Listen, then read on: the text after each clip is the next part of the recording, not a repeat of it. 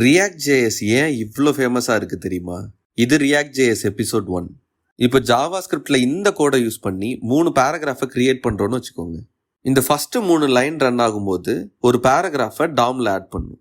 டாமில் add ஆகும்போது பழைய கோடோட check பண்ணி ரீஃப்ளோ அண்ட் ரீபெயிண்ட்டுங்கிற ப்ராசஸ் நடந்து இந்த வெப்சைட் ரெண்டர் ஆகும். இதே போல் ஒவ்வொரு பேராகிராஃபும் ஆட் ஆகும்போது இந்த ரீஃப்ளோ ரீபெயிண்ட்டுங்கிற ப்ராசஸ் நடக்கும்.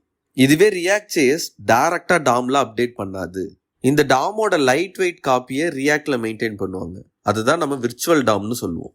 ரியாக்ட்ல ஒவ்வொரு பேராகிராஃபையும் இந்த விர்ச்சுவல் டாம்ல தான் ஆட் பண்ணும். கடைசியாக தான் ஆக்சுவல் டாமோட செக் பண்ணி ஒரே ஒரு தடவையாக டாம் அப்டேட் பண்ணும். இப்படி டாமோட செக் பண்ணுற ப்ராசஸ் தான் ரியாக்ட்ல ரெக்கன்சிலியேஷன் சொல்லுவாங்க.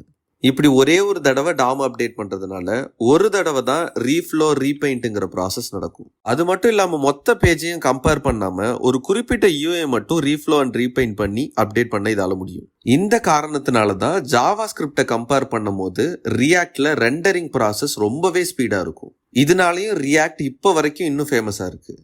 இந்த ரியாக்ட்ல வேற என்னென்ன பெனிஃபிட் இருக்குன்னு நீங்களும் கமெண்ட்ல சொல்லுங்கள்.